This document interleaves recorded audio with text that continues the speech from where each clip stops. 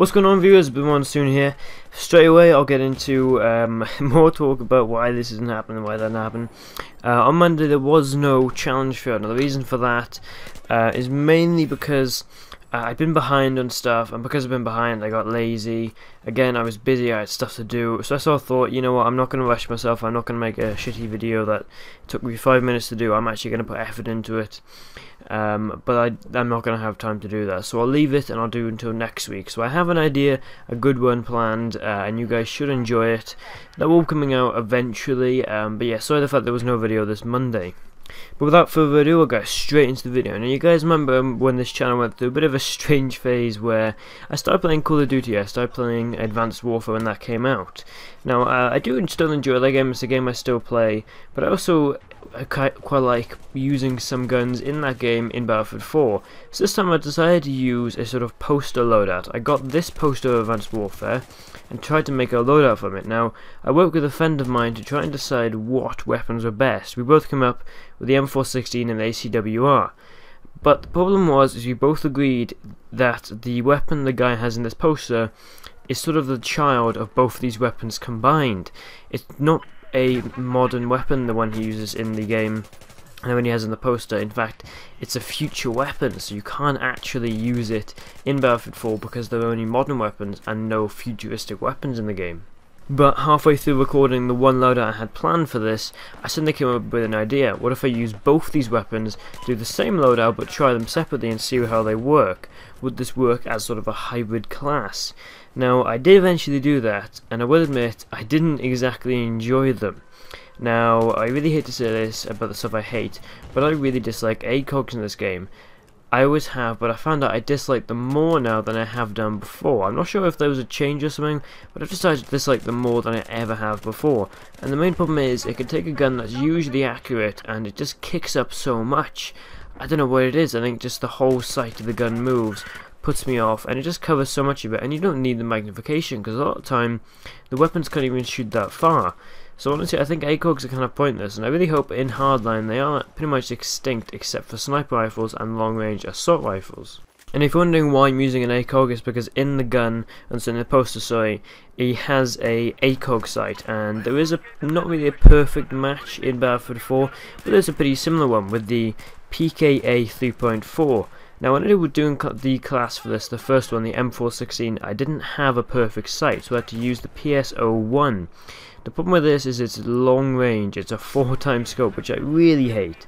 And like I said, this gun went from being accurate, but it suddenly became really inaccurate, and I just hated it. I tried using a hollow sight with a magnifier, which still looked similar, but I almost disliked that more. Basically, this was a good gun made bad by the sight.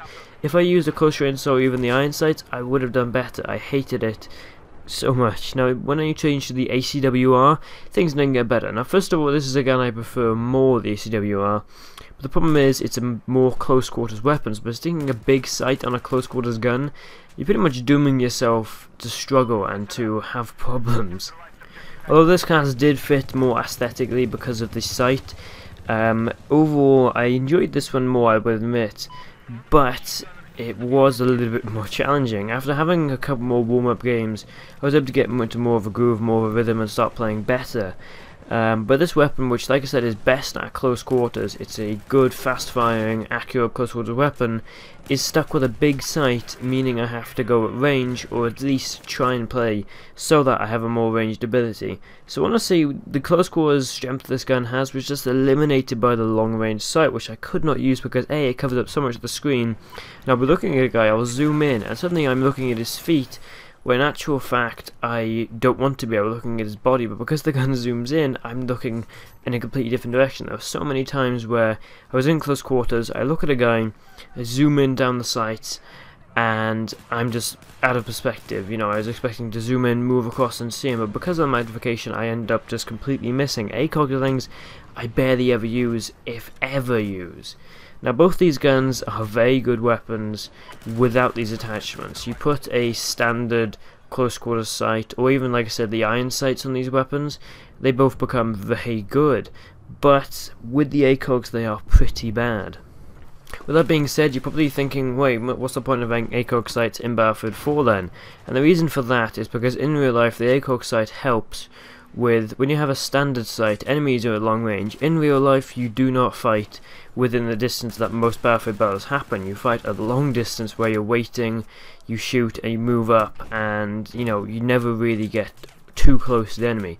Even then, in real life you can point your gun at the enemy and shoot. Occasionally obviously you will miss, things happen, but a lot of the time you're not in perfect close quarters, you're at pretty much distance.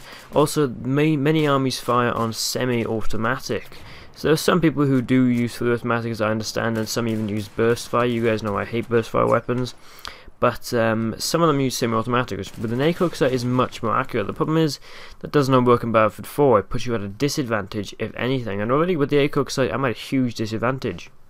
And I think really the main reason that the ACOG sight was put in Battlefield is to make it a military game. There was no actual gameplay piece behind it, you know, there was no sort of key behind it that made it an actual useful kit. I think they just went, we need the ACOG in because it's a real life sight, so put it in the game, and there you go, we have a real life military sight that the military uses. But they don't have too many advantages to them. That's a big problem, and honestly, like I said, I really hope they remove or limit the amount of guns that can have ACOG sights in Battlefield Hardline. So hopefully you guys enjoyed the video. Don't forget to like, share and subscribe. If you have any suggestions for loadouts I could do, leave them down in the comments. Like I said, I'll have a challenge right out on a Monday and the weapon weekly on the Friday. So till then guys, it's been Monsoon. I'll see you next time guys. It's been Monsoon, out.